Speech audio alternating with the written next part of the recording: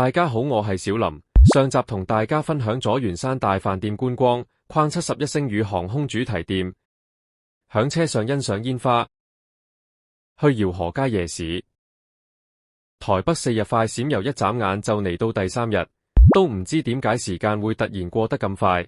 琴日體力透支咗，今日我哋就放慢腳步，呢個輕鬆嘅行程。開始之前記得訂閱、撳讚好、分享、追蹤我 IG， 開小鈴鐺，第一時間收到我新片上架嘅通知。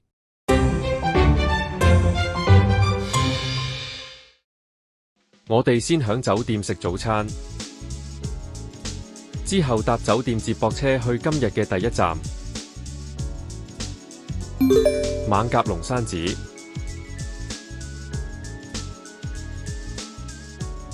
雖然以前都會經過同路過龍山寺，但真係未正式入過去。龍山寺建於1738年，係北部重要嘅信仰之地，為台灣歷史最悠久同具代表性嘅寺廟之一。龍山寺正殿供奉觀世音菩薩，後殿就係聖武殿、文昌殿、關帝殿、華佗廳同月老廳。我哋拜一拜先。出口位置嘅觀光處有售賣各款嘅祈福福袋、膠紙圖同物品，唔知大家會覺得邊款啱自己用呢？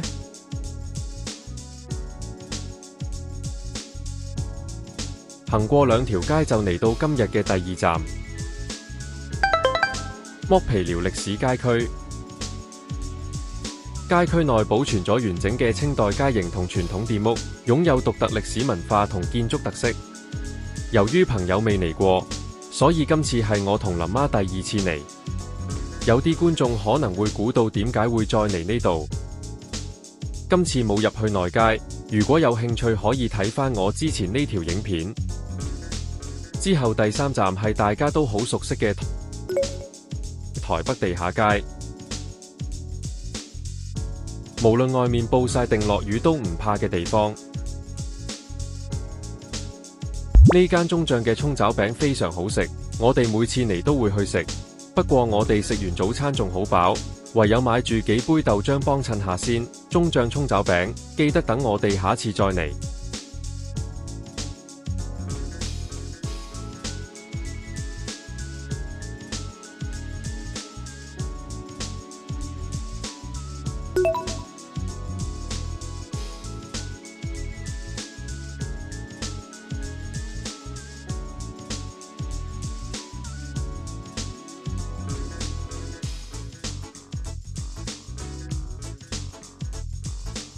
然後響台北車站買手信同框框。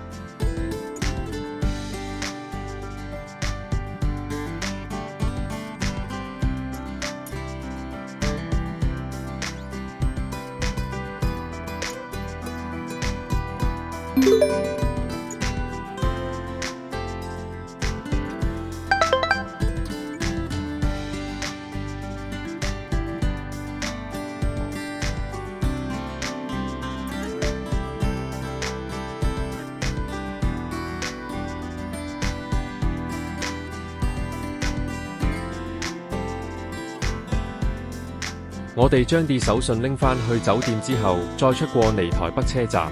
4點鐘都開始肚餓啦，就去食藏壽司。咁啱嗰時藏壽司同史努比做緊限定聯名，全台灣只有5間門市係有史努比限定佈置，而家嚟到呢間正係其中之一。今個旅程唔止搭到星宇航空史努比主題航班，同去咗71星宇航空主題店，仲嚟埋藏壽司史努比主題門市，太誇張啦！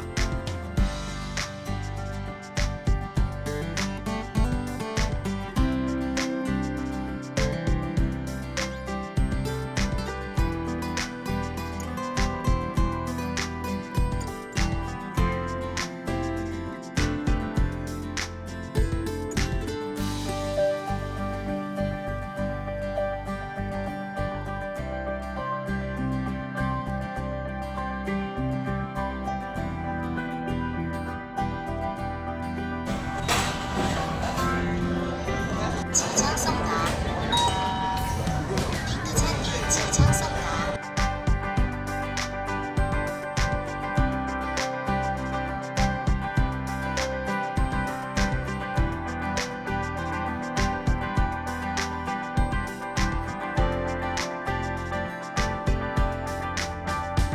真係好食，大滿足。我哋都儲夠咗碟，可以抽3次獎。儀式正式開始。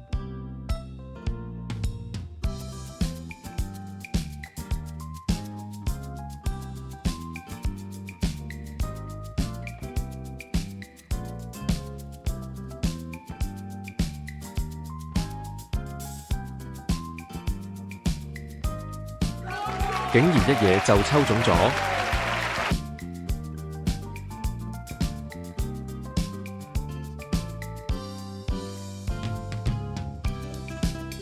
係查理布朗加史努比吊飾。第2次入碟應該都好難連續有，但都要試㗎啦。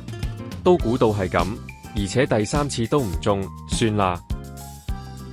埋單3個人一共640蚊台幣，都好抵食。食完嘢我哋去光南大批發，而家嘅光南已經係全新裝修咗，間鋪光猛咗好多，煥然一新，逛咗陣紅禧星樂園。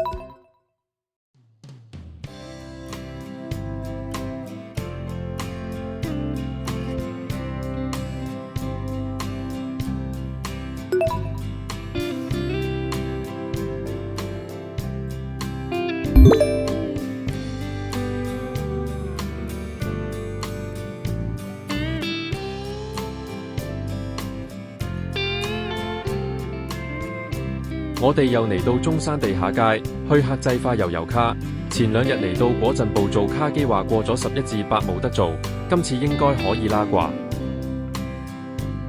想客製悠遊卡好簡單，先用手機掃2維碼打開網頁，揀版型，揀相片，編輯相片，有多款邊框揀。但如果想加字就用唔到邊框，最後上傳相片，響卡機俾錢就搞掂㗎啦。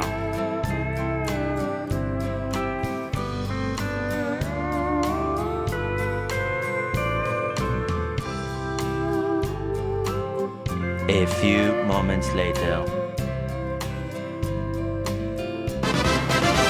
做好啦！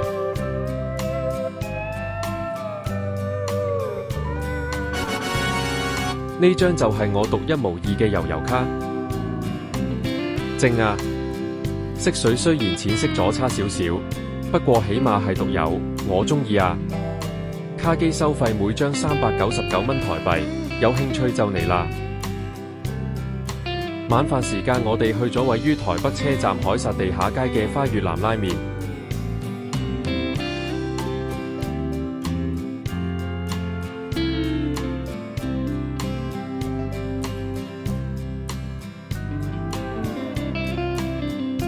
我就嗌咗期間限定豐臣秀吉之最高傑作豐臣秀吉拉麵，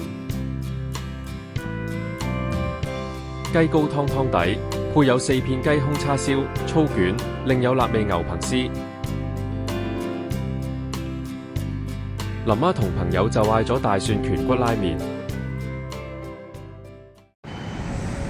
食完嘢，林媽同朋友返去酒店先，我就逛多一陣周邊，話晒聽日就走。我上咗忠孝西路天橋，聽講呢度係打卡位，可以睇到台北車水馬龍嘅一面。不過而家8點半冇咁多車，如果夕陽就應該車多啲，冇所謂啦。可以欣賞到夜景已經好滿足。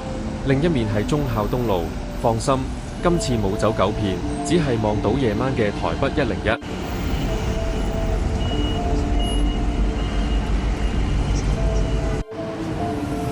最後逛咗陣箭腳石就返酒店，時間點會過得咁快㗎？感覺上只係啱啱開始，咁唔得㗎喎。